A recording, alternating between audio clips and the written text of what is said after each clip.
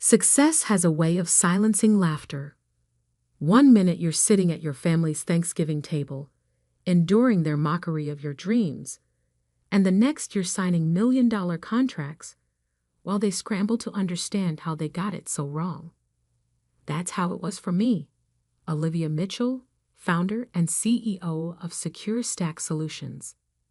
Though my family still saw me as their wayward daughter who'd thrown away her stable accounting career to chase some tech fantasy. More turkey, Michael. Mom beamed at my older brother, who sat at his usual place of honor at the table. Michael, the golden child, the Harvard MBA who'd landed a cushy executive position at Anderson Global, one of the largest consulting firms in the country. The vegetables for Olivia, Dad added, barely glancing my way. She needs to save money now that she's, what are you calling it? An entrepreneur. The way he said it made it sound like a dirty word. I pushed my green beans around my plate, remembering the morning's investor meeting. The one where I'd presented my cybersecurity platform to a room full of venture capitalists. The one my family didn't know about because they'd stopped asking about my work months ago. Actually, I started, but Michael cut me off. Speaking of work, he announced, straightening his designer tie, I've just been promoted to Senior Vice President of Strategic Operations. Mom clasped her hands together in delight. Dad's chest puffed with pride. Even my younger sister Emma, usually absorbed in her phone, looked up with interest. That's wonderful, honey, Mom gushed. Tell us everything. I sat back, my own news dying on my lips as Michael launched into a detailed account of his latest corporate triumph. The corner office with a view of the city. The team of 20 people under his command. The 6-figure bonus. Now that's a real career, Dad said pointedly. Not some pipe dream about computer programs. They're advanced cybersecurity protocols, I corrected automatically. And the market need is? Oh, honey. Mom interrupted, her voice dripping with false concern. Are you still pursuing that hobby? I thought you'd have gone back to accounting by now. Michael smirked. Playing businesswoman again? Liv? How cute. The condescension in his voice made my blood boil. If they only knew what I'd been building over the past 18 months. The late nights coding, the endless pitch meetings, the breakthrough when I'd finally cracked the encryption algorithm that made my security platform unique. It's not a hobby, I said firmly. SecureStack is a real company. We're actually about to. Remember when she wanted to be an astronaut? Emma piped up, giggling. At least this phase is less dangerous. The table erupted in laughter. Even Aunt Patricia, who'd been quietly working on her 3rd glass of wine, joined in. I think it's important to support Olivia's creativity, Michael said magnanimously. Not everyone is cut out for the corporate world. Some people need to learn the hard way. I gripped my fork tighter, thinking of the term sheet sitting in my bag. The one with 7 zeros on it. The one that would change everything. But looking at their laughing faces, I realized something important. I didn't want to tell them. Not yet. Let them laugh. Let them dismiss me. Let them think whatever they wanted. Because in less than 24 hours, I was going to sign the biggest deal of my life. I forced a smile and reached for the green beans. You're right, Michael. Some people do need to learn the hard way. The next morning, I sat in my small but growing office in downtown's tech district. The space wasn't much, just 2 floors in a converted warehouse, but it was mine. The exposed brick walls were covered in whiteboards filled with code. The open workspace hummed with the energy of my small but brilliant team. Morning boss, called out Jake, my first hire and lead developer. He was already at his standing desk, 3 empty Red Bulls testament to another early start. "Big day," I replied, trying to keep my voice steady. Maria, my COO, appeared at my elbow with a steaming cup of coffee and a stack of papers. "The lawyers have reviewed everything. The terms are solid." I took a deep breath, remembering the mockery at yesterday's dinner. If my family could see me now, about to close a Series A funding round that would value SecureStack at $50 million. But they couldn't see me. Not yet. Because the best revenge isn't telling people how wrong they were, it's showing them. My phone buzzed. A text from Michael. "Hope you're not too discouraged after last night. I know a few entry-level positions at Andersen if you're ready to get serious." I was about to respond when another message came through. This one from Atlas Ventures. "In lobby. Ready when you are." I slipped my phone into my pocket without replying to Michael. Let him think I was discouraged. Let him think I was failing. The truth would hit him hard enough soon. "Maria," I called out, straightening my jacket. "Let's go make some history." As I walked into the conference room where 3 of the biggest venture capitalists in tech were waiting, I couldn't help but smile. My family thought I was playing businesswoman. Well, game on. The Atlas Ventures meeting changed everything. $50 million? Jake whispered as we left the conference room, the signed term sheet safely in my bag. "We're worth $50 million. "No," I corrected him, unable to keep the smile off my face. "We're worth $50 million on paper. Now we have to prove we're worth even more." The next few months were a blur of activity. The funding announcement made waves in the tech industry. SecureStack Solutions raises $15 million, Series A to revolutionize cybersecurity. Read the TechCrunch headline. My inbox flooded with congratulations from former colleagues, college friends, and suddenly interested recruiters. But not a word from my family. I hadn't told them about the funding, hadn't mentioned the press coverage, hadn't breathed a word about how SecureStack was now being called the next big thing in enterprise security. Instead, I focused on growth. We moved from our converted warehouse to a full floor in a downtown high-rise. My team expanded from 12 people to 50, then 100. Maria hired a PR team, a sales force, and enough developers to build out our platform's next phase. "We need a chief technology officer," she announced one morning, dropping a stack of resumes on my desk. "Someone with serious enterprise experience." I flipped through the candidates. Former Google engineers, Amazon architects, a whole parade of impressive names. But one caught my eye. David Andersen, current head of security at Andersen Global Consulting. My brother's company.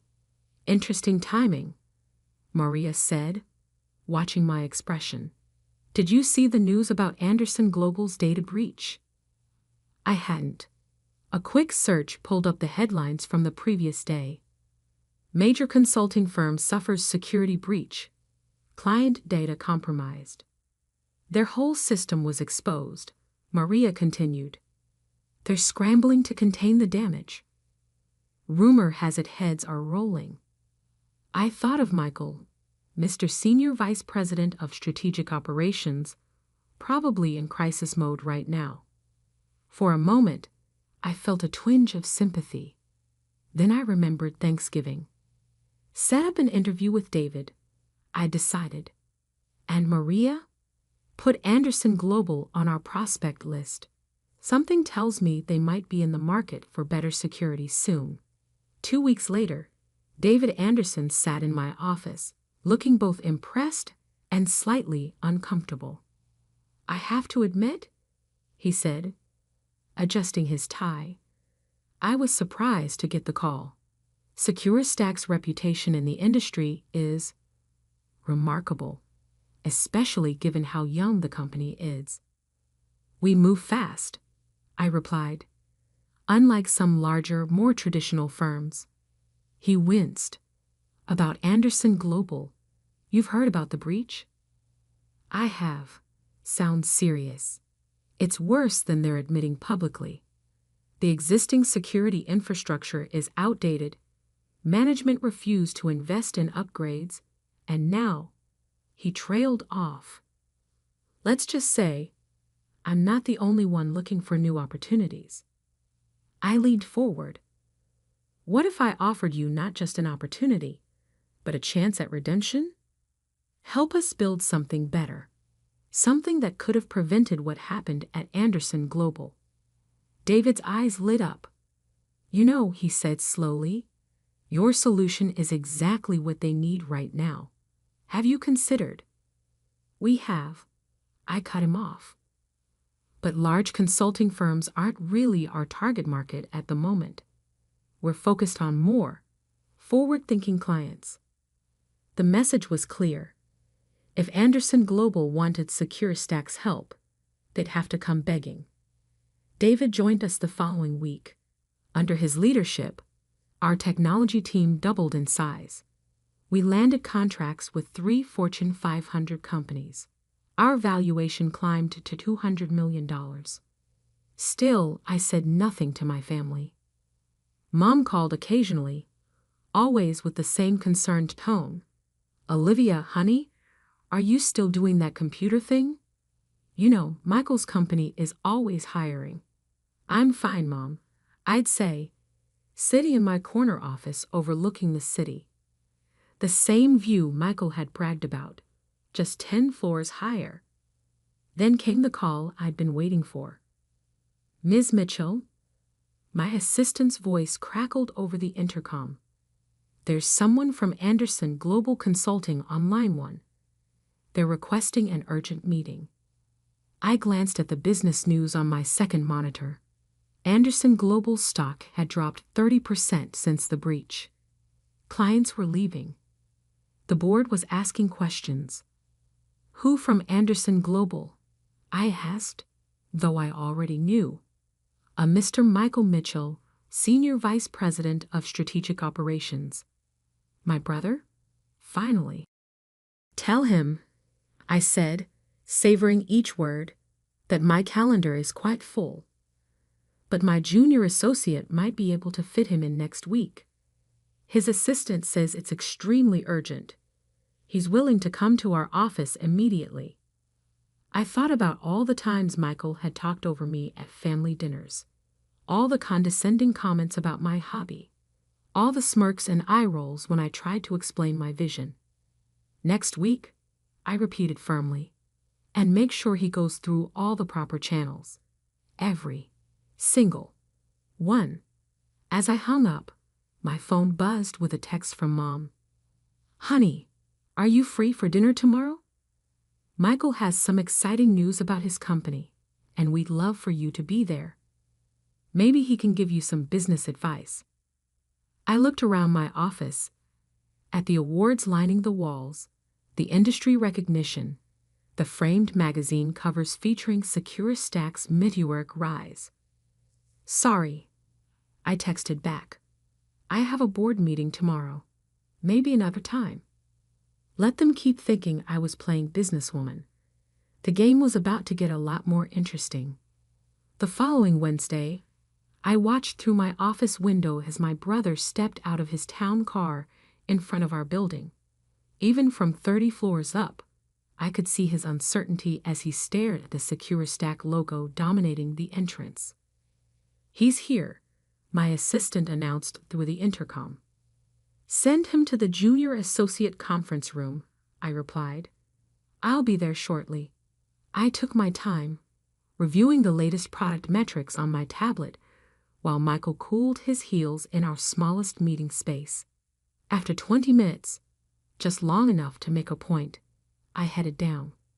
Through the glass walls, I could see him pacing, his designer suit slightly rumpled, his usual polished demeanor showing cracks. He was muttering into his phone. No, Dad. I'm telling you, this place is massive. Why didn't we know about? Yes, I understand the board is angry. But if we can just. Hold on, she's here. I pushed open the door, and Michael's phone nearly slipped from his hand. Olivia? He looked like he'd seen a ghost. What are you? This is Secure Stack. Welcome to my hobby, I said coolly, settling into a chair. I hear Anderson Global is having some security issues. He stared at me, then at the awards lining the walls, then back at me. This is your company? You're the CEO everyone's been talking about. Surprised? But he sputtered. At Thanksgiving, you were just playing businesswoman. I finished for him. Please, sit down. I'm sure you didn't come here to discuss holiday memories. Michael sank into a chair, his world visibly rearranging itself. The breach, he said finally. It's worse than we thought. We're losing clients daily. The board is threatening to clean house. We need the best security solution on the market, I supplied. Which, as it happens, we provide, for the right price. Name it, he said immediately. Whatever you want. The board has authorized. I held up a hand. First, I want to know something. Why did Anderson Global ignore all the warning signs? David told me your security infrastructure was outdated years ago. Michael's face flushed. You hired David? Look, it was a budget issue. I argued for upgrades, but... No, I cut him off. You didn't. I've seen the board minutes. You voted against the security budget increase 3 times in the past year. Called it, what was the phrase? Unnecessary tech spending. He deflated. How did you? I do my homework, Michael. Always have. Even when you were too busy mocking my dreams to notice. The silence stretched between us, heavy with years of dismissal and condescension. I'm sorry, he said finally. We were wrong. I was wrong.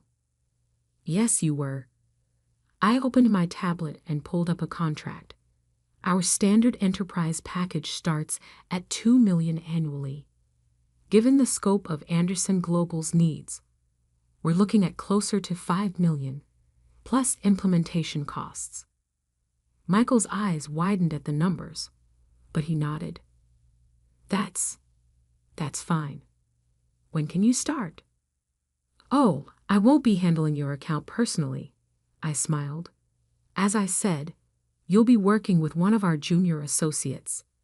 Anderson Global will be our smallest client after all. Smallest? He looked stunned. But we're a Fortune 500 company. And we protect half of the Fortune 100, I replied. Like I said, homework. Just then my phone buzzed. A text from Mom. Honey, Michael missed family dinner tonight. He said something about a work emergency. I hope everything's okay with his company. I showed Michael the text. Should I tell her, or would you prefer to? He ran a hand through his hair, looking suddenly older. Can we keep this between us? Just until you're ready to admit you need your little sister's help? I finished. Fine, but I want something in return. Anything. Next time I'm at family dinner talking about my company, you sit there and listen. No interruptions, no condescension, no playing businesswoman comments. Deal? He nodded slowly. Deal. After Michael left, clutching the contract and looking shell-shocked, I called Mom. About Thanksgiving dinner next week, I said. I'll be there. And I have some news to share. Oh, honey, that's wonderful, she gushed. You know, if it's about a job, Michael might be able to. Actually, I cut her off. It's about my company. We just landed a major new client. You might have heard of them, Anderson Global Consulting. The silence on the other end was deafening. 3 days later, David forwarded me an internal Anderson Global email announcing a major new security partnership. At the bottom was a note. All inquiries should be directed to our account manager at SecureStack Solutions. I had it framed and hung it in my office, right next to the magazine covers. The following Thursday, I sat at my parents' Thanksgiving table again. This time, when Mom asked Michael about work, he just said quietly, "Why don't we let Olivia tell us about her company first?" Dad nearly choked on his turkey. I smiled, took a sip of wine, and began to tell them about my little hobby.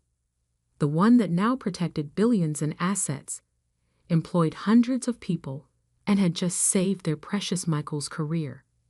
Success, as it turns out, does more than silence laughter. Sometimes it changes the whole conversation.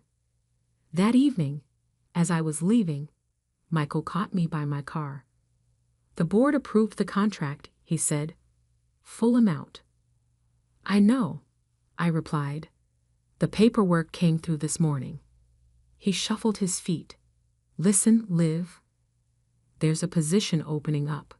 Head of Innovation. It could be good for both companies if—" "Michael," I cut him off. "I'm not interested in working for Anderson Global. I'm quite happy running my own billion-dollar company." His eyes widened. "Billion? Did I forget to mention? We just closed our Series B, $200 million, at a $1.5 billion valuation." I unlocked my car.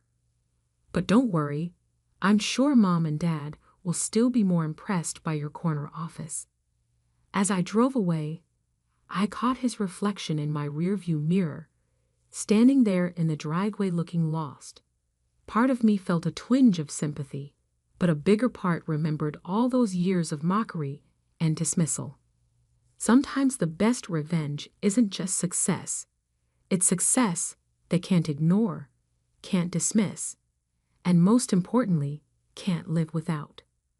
The next morning, I walked into my office to find a gift basket from Anderson Global's board of directors, thanking SecureStack for our crucial partnership in these challenging times. I had Maria send it to the break room for the team to enjoy. After all, success tastes sweetest when shared. Well, almost sweetest. The look on Michael's face when he has to attend quarterly security reviews with our junior associate? That might taste just a little bit better. Success has a way of silencing laughter. 1 minute you're sitting at your family's Thanksgiving table, enduring their mockery of your dreams, and the next you're signing million-dollar contracts while they scramble to understand how they got it so wrong. That's how it was for me, Olivia Mitchell, founder and CEO of SecureStack Solutions. Though my family still saw me as their wayward daughter who'd thrown away her stable accounting career to chase some tech fantasy. "More turkey, Michael." Mom beamed at my older brother, who sat at his usual place of honor at the table. Michael, the golden child, the Harvard MBA who'd landed a cushy executive position at Anderson Global, one of the largest consulting firms in the country. "The vegetables for Olivia," Dad added, barely glancing my way.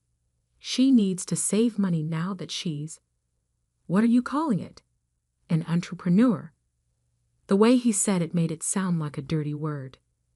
I pushed my green beans around my plate, remembering the morning's investor meeting. The one where I'd presented my cybersecurity platform to a room full of venture capitalists. The one my family didn't know about because they'd stopped asking about my work months ago.